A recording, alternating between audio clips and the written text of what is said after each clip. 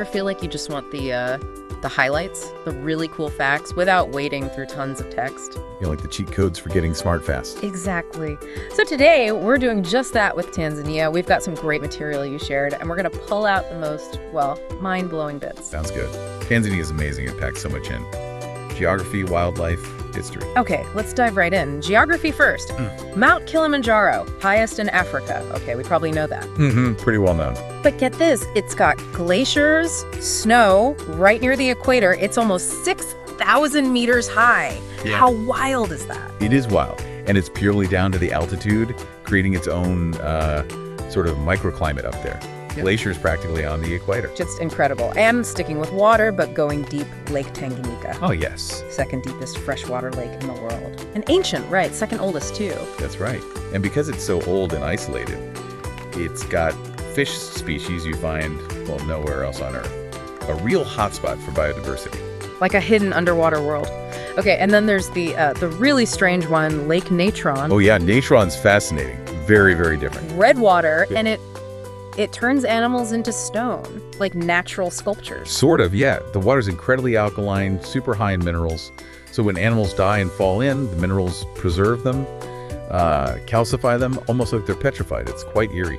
Wow. Okay, shifting to wildlife. You can't talk Tanzania without the Serengeti, the Great Migration. Definitely not. It's iconic. We're talking, what, over 2 million animals, wildebeest, zebras, gazelles, just this epic journey across the plains. The sheer scale is almost impossible to grasp unless you see it.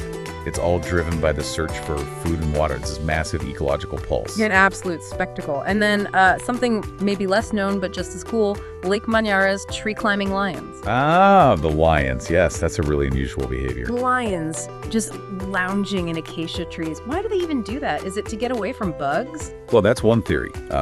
Escaping insects on the ground, or maybe getting a better view, or perhaps just finding a cooler spot to rest. It's likely a combination of things. Shows how adaptable they are. Amazing. Okay, let's pivot to culture. Zanzibar, the Spice Island. Just the name sounds fragrant, doesn't it? Totally. Cloves, nutmeg, cinnamon. You can imagine the smell. And it's this incredible blend of cultures, right? Swahili, Arab, Indian, European. Absolutely. Its history as a major trading hub is written all over the food, the architecture, the language. It's a real crossroads. And part of that is Stone Town, UNESCO World Heritage Site. Yes. Wandering through Stone Town is like stepping back in time. Those narrow, winding alleys, the incredible carved wooden door. You really feel the history. Definitely. It's so well preserved. A real window into centuries of cultural fusion. And speaking of culture, Tanzania itself is incredibly diverse, over 120 ethnic groups. Yeah, it's remarkable. So many different languages and traditions all within one country. But Swahili acts as a common thread, right? Yeah. A unifying language. Exactly. It plays a huge role in national identity and just, well, practical communication across all those different groups.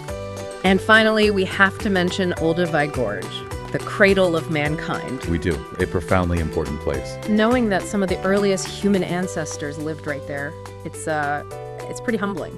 The discoveries there, the fossils found by the Leakeys and others, they've fundamentally changed our understanding of where we come from, our deep human past. So let's recap quickly. Tanzania offers you, equatorial glaciers, ancient lakes with unique fish, spooky calcifying waters, maybe the biggest wildlife migration on Earth, lions chilling in trees, spice islands, ancient towns, incredible cultural diversity, and the origins of humanity. It really is an extraordinary concentration of wonders, natural and cultural, all packed into one country. It's quite something.